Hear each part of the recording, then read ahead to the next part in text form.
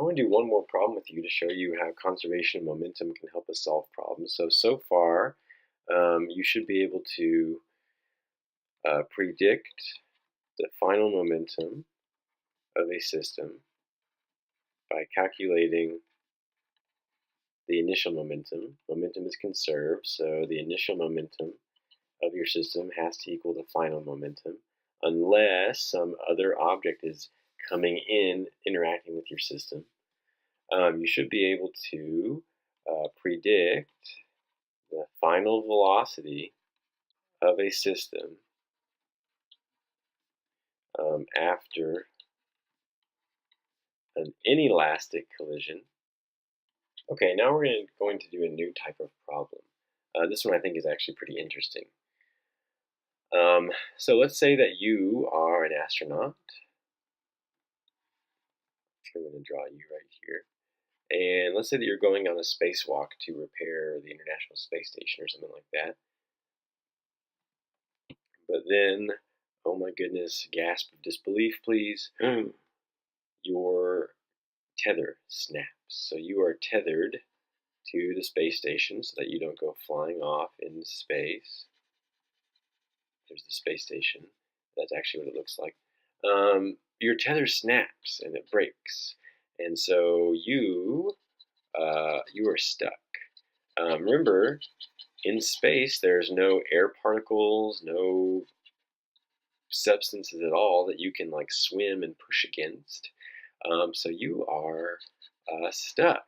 This is Newton's law, Newton's first law. Unless you are acted on by some outside force, you are not going to have a change in motion. And right now your velocity is 0. So you are literally stuck, motionless, floating in space forever, unless something can act on you. If you're stuck motionless on Earth, that's fine. You can push against the ground. The ground will push you, and you'll start moving. If you're in water, you can move your arms, push against the water. The water will push against you. In space, there's nothing to push against. So what the heck are you going to do? How can you save yourself? How can you get yourself back to the space station? Well, luckily for you, you paid attention in your physical science class, and you know that if you take the wrench that you are holding, and if you throw it, then you will, believe it or not, be able to cause yourself to start floating back towards the space station. I want you to think about why that's the case. Well, we can talk about this in two different ways.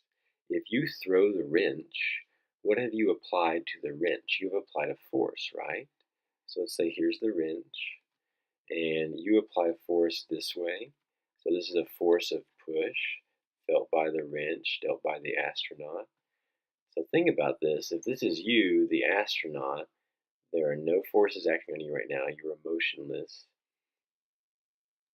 Well, think about it. If you push on the wrench, what is the wrench going to do on you? It's got to push back, right? Newton's third law. So there's also a force of push felt by the astronaut, dealt by the wrench in the opposite direction. You're going to start accelerating to the right, and you'll have a velocity to the right, and you will slowly drift back toward the space station. Yay! So we can think about that in terms of forces. Because of Newton's third law, you push on the wrench to throw it, the wrench also has to push on you, Newton's third law. But we can also analyze this whole thing in terms of momentum. So what if I gave you this information? What if I told you that the mass of the wrench is 0.1 kilogram? The mass of you, the astronaut, is 65 kilograms. And let's say that you give the wrench a velocity, the velocity of the wrench, after you throw it. You throw the wrench, and the wrench now has a velocity. It's going to be moving to the left. After you throw it, it's going to be moving out here in space to the left. So it's going to have a velocity of negative, let's say 4.2 meters per second. I want to know, what will the velocity of the astronaut be? because you have applied a force to the wrench, you have given it some momentum. Before it was motionless, so this is the initial velocity of the entire system. You and the wrench are the system. Always a good idea, by the way, to identify the system, the objects within the system, the astronaut and the wrench. So what do we know about these objects in the system? Well, we know that their velocity, we know that their momentum has got to be conserved. And you're both sitting here motionless without a velocity. Initial velocity is 0. But the velocity of the wrench here, after you throw it, is negative 4.2 meters per second. You're going to go floating off this way to the right, Newton's third law. You throw the wrench throws you, so to speak. So I want to know what your velocity is going to be. Will you have a velocity? Is this really going to work? Let's see if we can prove it with momentum.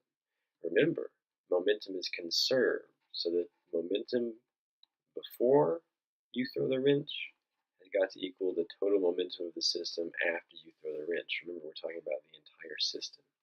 So let's see if we can calculate the momentum before. I think it's pretty easy. Nothing was moving. There was no motion. The velocity was always 0. So the initial momentum has got to be 0. Therefore, the final momentum has got to be 0 as well. The initial momentum was 0 because the initial velocity was 0. And the final momentum has got to be 0 as well. Let's think about this. You throw the wrench. The wrench is moving, so it now has some momentum. You, I claim, are going to be moving. You're going to have a velocity. So you should have some momentum as well.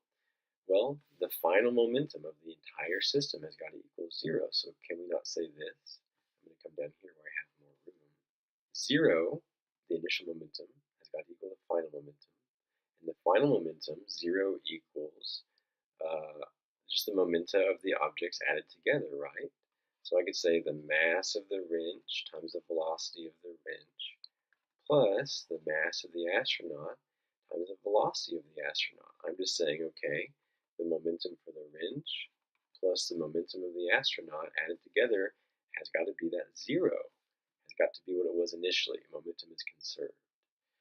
So let's see if we can calculate these things. Do I know what the mass of the wrench is? Yeah, it's 0.1. Do I know the velocity of the wrench? Yeah, it's negative 4.2. So what is the momentum of the wrench? Well, it looks to me like it is negative 0.42, 0.1 for the mass, negative 4.2 for the velocity. Multiply those together. Plus, your mass is 65. Your velocity, that's our unknown. That's what we're trying to find. So I have this. How can I rearrange this algebraically to be able to solve for that variable? Well, I need to get that variable alone by itself on one side of the equal sign. So maybe I can add 0.42 to both sides, undo this subtraction.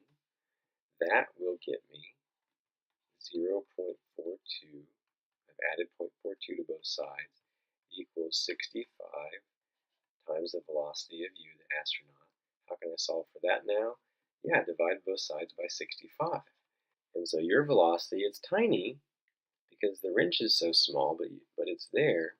Your velocity is 0.0065 about meters per second. So you do have a velocity. Is it in the correct direction? You were trying to get over here to the space station. Yeah, it's positive. So you're going to start floating off to the right. It's going to take you a while to get there. This is very slow, but hey, at least you're moving now. So now you know, if you ever find yourself floating in space and you have something to throw, you better throw it in the opposite direction that you want to be. Newton's third law says if you push the wrench will push you in the opposite direction. Conservation of momentum says if you give some momentum to the wrench will give some momentum to you in the opposite direction. Can we check our work right now, by the way? Yeah, we should be able to work backwards and make sure that our total momentum, when we add them up, equals 0. Our initial momentum was 0, the initial momentum of the system was 0, and the momentum of the system cannot change. So if the initial momentum was 0, the final momentum also needs to be 0.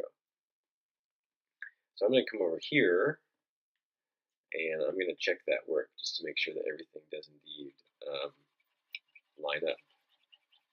So I know that the momentum of the wrench and the momentum of the astronaut, this is after the collision, has got to equal the final momentum, which was 0. The momentum of the wrench is the mass of the wrench times the velocity of the wrench. The momentum of the astronaut is the mass of the astronaut times the velocity of the astronaut. Mass of the wrench, velocity of the wrench, mass of the astronaut, velocity of the astronaut, that's got to equal 0. So the mass of the wrench was given as 0.1. The velocity was given as negative 4.2. Please do not forget your negative and positive. Velocity is a vector, it has a direction. This wrench is going to the left. Plus, the mass of the astronaut is 65. The velocity of the astronaut should be 0.0065. If we do this math, that whole thing does indeed equal 0.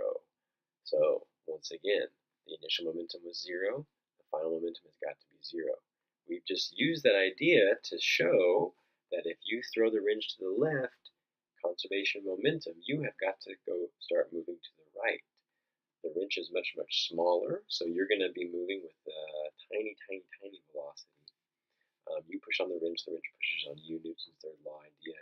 We can use conservation of momentum to find that velocity, and then we can prove once again that, yeah, momentum was conserved. The momentum of the two objects in my system, even after the change, even after you threw the wrench, the total momentum was 0.